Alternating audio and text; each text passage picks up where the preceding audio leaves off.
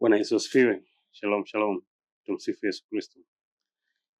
Heri ya Pasaka kwa wote. Ni muda kidogo hatujakutana katika forum hii, lakini tunamshukuru Mungu tena tumepata nafasi ya kukutana, ikiwa ni kipindi bado tuko katika maadhimisho haya ya sikukuu ya Pasaka. Naamini kila mmoja yuko mzima wa afya. Basi tuanze kwa kumshukuru Mungu. Baba yetu na Mungu wetu, tunakushukuru kwa siku njema hii ya leo. Asante Baba kwa wema wako, asante Baba kwa kututanisha tena, asante Baba kwa kutulinda, asante kwa kutuangaza, asante kwa kutuongoza, asante Baba kwa upendo wako, asante kwa kuwa wewe ni Mungu mwaminifu. Tunajikabidhi mikononi mwako, tukiomba Baba Mungu Roho Mtakatifu atufundishe neno lako, ili Baba neno lako lituzalie matunda na litubadili tuwe sawa na mwana Bwana wetu Yesu Kristo. Ni katika jina la Kristo Bwana wetu tunaomba na kushukuru. Amen. Basi tunamshukuru Mungu kwa tena kupata siku nyingine ambayo tunakwenda kuumega mkate. Anasema baada ya ufufuko wa Bwana wetu Yesu Kristo walikuwa wakikutana wale mitume katika kuumega mkate, katika kusali, katika kushirikiana. Kuna mambo kama 4 hivi walikuwa wanayafanya, lakini mojawapo ilikuwa ni kuumega mkate. Na walikuwa wanaenda nyumba kwa nyumba. Sasa na sisi mkate wetu ni neno la Mungu. Basi leo tunapata nafasi tena ya kuumega mkate. Leo tutajifunza kwa muda utakaojaliwa neno katika waraka wa Mtume Paulo kwa Wakolosai sura ya 3 mstari wa 1 mpaka wa 4. Wakolosai 3:1 mpaka 4. Nami nitatangulia kusoma kwa uwezo wa Roho Mtakatifu. Basi mkiwa mmefufuliwa pamoja na Kristo, yatafuteni yaliyo juu Kristo aliko, ameketi mkono wa kuume wa Mungu. Yatafakarini yaliyo juu, sio yaliyo chini katika nchi, kwa kuwa mlikufa na uhai wenu umefichwa pamoja na Kristo katika Mungu. Kristo atakapofunuliwa aliye uhai wetu, ndipo na ninyi mtafunuliwa pamoja naye katika utukufu. Ni mistari 4 lakini imejaa ujazo fulani ambao inabidi tuingie ndani. Tumuombe Mungu Roho Mtakatifu atufungulie, atufundishe ili tuelewe neno linatuambia nini. Anasema basi mkiwa mmefufuliwa. Sio tu tunaenjoy Pasaka kwamba labda sijajua sasa hivi, lakini miaka ile ya zamani sisi tulipokuwa wadogo ilikuwa sikukuu kama hizi, basi utanunuliwa nguo mpya. Chakula kitakuwa tofauti na kile ambacho mnakula siku zote. Basi unaona mazingira ya jinsi yalivyo, unaona kwamba hii ni siku ya tofauti na zile nyingine. Haitakiwi tu kuishia kwenye kula vizuri, haitakiwi kuishia tu kwenye kuvaa vizuri, haitakiwi tu kuishia katika kusalimiana na wengine na kufurahi na vitu vya namna hiyo. Bali je, tunajiandaa vipi zaidi ya hapo? Kristo anafufuka vipi ndani yangu? Kristo anafufuka vipi ndani yako? Hili ndio jambo la msingi zaidi. Anasema basi mkiwa mmefufuliwa pamoja na Kristo. Kumbe tayari tumefufuliwa na Kristo. Lakini hii sentensi inatupa kwamba kuna vigezo hapa.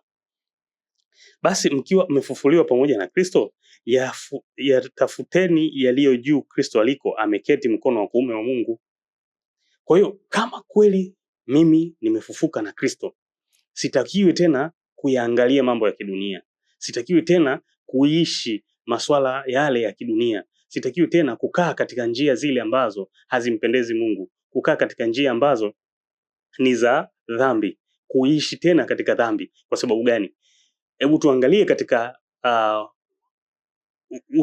swala zima alilolifanya Bwana wetu Yesu Kristo, ile substitutionary work, ile kazi ya kubadilishana ambayo aliifanya ili kunikomboa mimi na kukomboa wewe, mtakatifu wa Mungu. Adamu wa kwanza anafanya dhambi. Adamu wa pili anakuja kuiondoa dhambi. Adamu wa kwanza anamkimbia Mungu. Adamu wa pili anamkimbilia Mungu. Kwa hiyo tunaona kwamba anakuja kufanya mabadiliko. anakusanya mitume 12. 12 pamoja na mambo mengine, 12 ni ishara ya ukamilifu, divine completeness, ukamilifu wa kiungu, lakini 12 pia inawasilisha serikali. Na kazi mojawapo ya serikali ina kazi nyingi sana, na sasa hivi tukisema tuzitaje kazi za serikali, pengine hii unaweza ukaisahau, lakini mojawapo kati ya kazi za serikali ni kuwakilisha watu. Mojawapo kati ya kazi za serikali ni kuwakilisha watu. Utakubaliana na mimi mtumishi wa Mungu kwamba nini? Angalia kwa mfano, unaweza ukasikia kwamba rais amesaini mkataba tuseme Tanzania imesaini mkataba na nchi fulani kwa mfano, lakini anayesaini ni mtu mmoja, labda ni rais, labda ni waziri mkuu, labda ni waziri wa wizara hiyo husika. Lakini kwa yule mtu mmoja kutia saini, hatuhitaji sisi watu wote milioni 60 ili iwe mkataba eti kila mmoja kati ya sisi mimi sikubaliani na hilo, mimi sijatia saini. Hapana, kwa sababu ametia saini kiongozi, ametia saini serikali, basi anatuwakilisha na sisi. Kwa ile 12, ile wale mitume 12 walikuwa pale kwa ajili ya kuwakilisha namba ile ambayo ni serikali, ambayo inampa uhalali sasa kwa kule kuingia agano na wale watu 12, ameingia agano na sisi wanadamu wote. Kama ambavyo anasaini mtu mmoja mkataba, inakuwa ni nchi nzima imesaini, ndivyo ambavyo na katika swala hili pia mtu mmoja anasaini, watu 12 wanaingia mkataba na Bwana wetu Yesu Kristo, sisi wengine wote tunakuwa tumeingia pale. Sasa katika mkataba ule anapokula pamoja nao, anachukua ile dhambi yetu, anakwenda katika mateso. Kumbuka moja kati ya vitu ambavyo anakuwa navyo mfalme ni crown. Bwana wetu Yesu Kristo anawekewa crown, lakini anawekewa crown ya miba ili itoke damu, iondoe, undo. Kwa hiyo kama ana uninstall, anaondoa programu ambayo ni mbovu, ana install program mpya ambayo ni sahihi, ambayo anaondoa program ovu ndani yetu, ana install program ya uzima na utukufu ndani yetu. Sasa ndo Mtume Paulo anakuja anasema, ikiwa mmefufuliwa, basi ikiwa mmefufuliwa pamoja na Kristo, yatafuteni yaliyo juu, Kristo aliko. Kwa sababu gani? Amesha uninstall ile, ameshaizika dhambi, ameiacha kaburini. Hatuna haja ya kuifuata kule, tuiache izikwe huko iliko. Hatuna haja ya kwenda kuitafuta tena kuifukua. Why? Tuna haja gani ya kwenda kuitafuta? Kwa nini?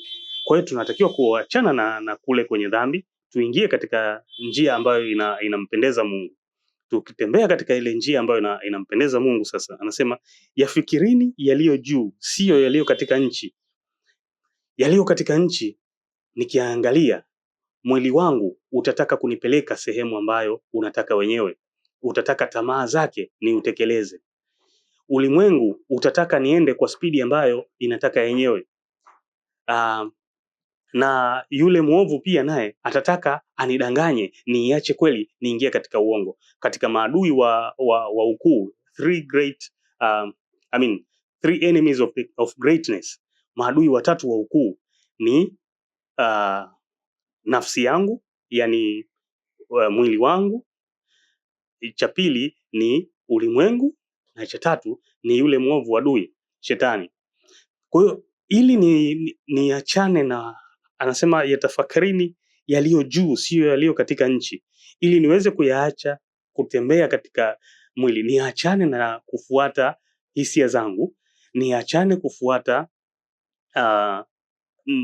ulimwengu unavyokwenda, niachane kusikiliza uongo wa yule mwovu, na achaje kusikiliza mwili wangu. Lazima niishi kwa mujibu wa neno. Mtu hataishi kwa mkate tu, bali kwa kila neno litokalo kinywani mwa Bwana.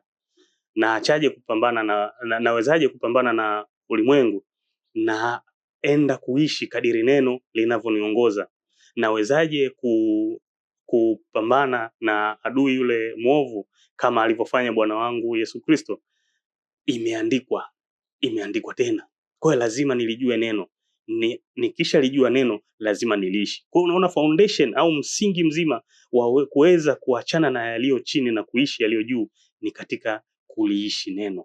Lazima kwanza tulijue neno na lazima tuendelee kujikita katika hilo. Anasema kwa maana mlikufa na uhai wenu umefichwa pamoja na Kristo katika Mungu. Uko encrypted. Encryption ni ile ambayo kama ambavyo kwenye simu au kwenye kompyuta unaingiza namba au herufi, lakini haitokei ile namba, inatokea nyota au inatokea alama fulani, labda doti.